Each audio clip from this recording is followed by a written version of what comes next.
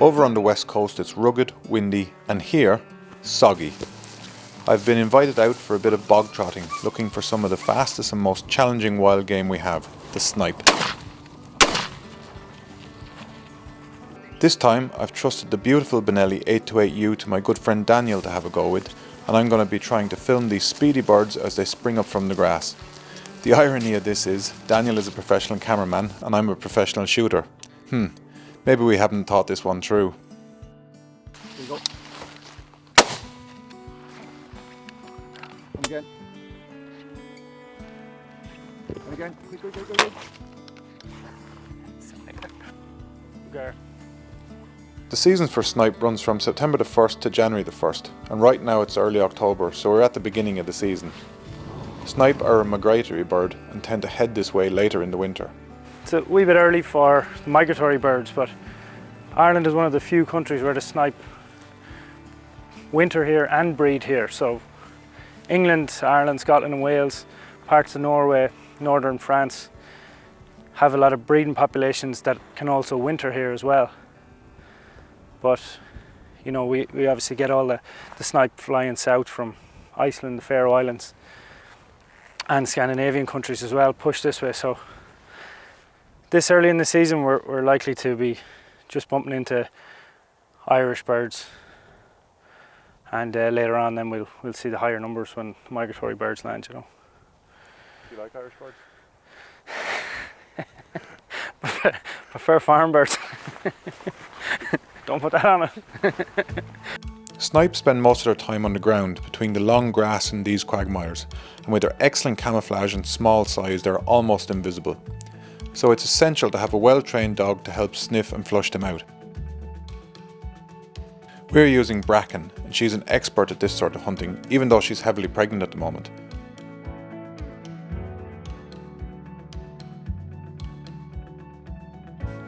I think the majority of Irish people, or probably the majority of the hunters who hunt snipe, do it to see their dogs working more than anything.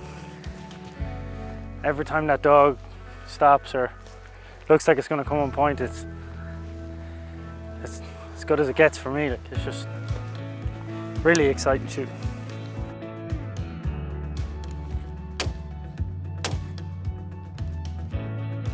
Good boy, good boy, good boy, good boy,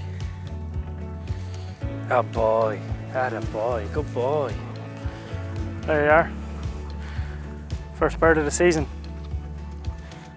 When I came across there, I thought that a snipe had just went just before we came across, and I thought that she was scenting the ground scent, and then the common mistake really caught your ear off guard, but we managed to get the bird. So first bird of the season, very happy with that. It's probably the most exciting hunting you can do over pointers, I think. And I think a lot of snipe men really are into it for the dog work, and of course incredibly difficult shooting, as I'm sure you'll see through the rest of the day. You don't get everyone, and we'll have to get another few because they're good eating, but you need more than one on your plate. Time to bring out Pepper. He's a bit younger and has more energy, and that's not always a good thing. Yeah, the bitch is heavily pregnant, so I knew we'd only get a short run out of her. I can see she's quite tired, so I've let the younger dog off, and he's very fast, but he stops on snipe very well, so we'll see. There's not a lot of birds, you know. Normally they bump into a couple of birds early in the season like this, and it clicks with them again, and they slow down and start looking for them. Good boy. Shall we see how we go? Daniel's father Brian has been breeding his own English pointers and setters for this sort of shooting for over 40 years, and these dogs are perfectly suited for this type of hunting.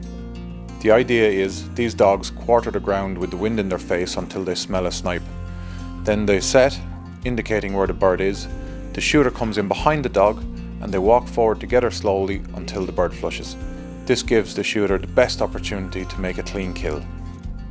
Sometimes, even with the best nose in the business, it's not always a success. Don't even mind if there's a bird there anymore. Good girl, good boy, come on. Come on. Come on, Pepper, come on. Come on. Are you low enough?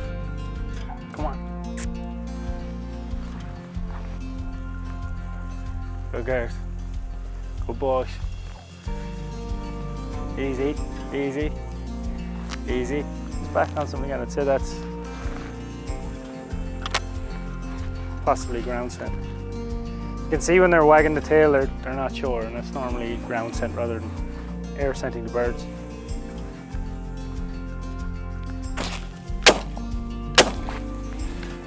The game of low return.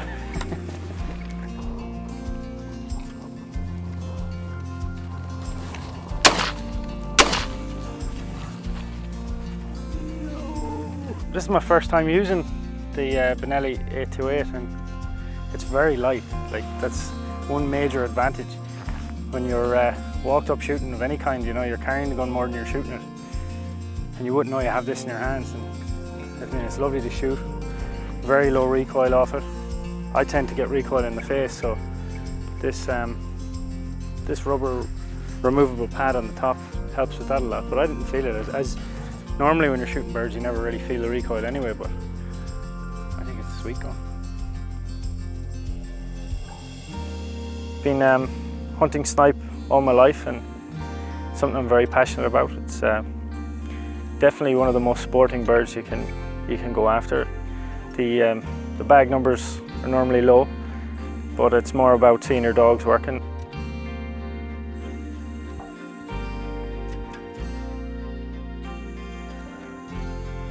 Up.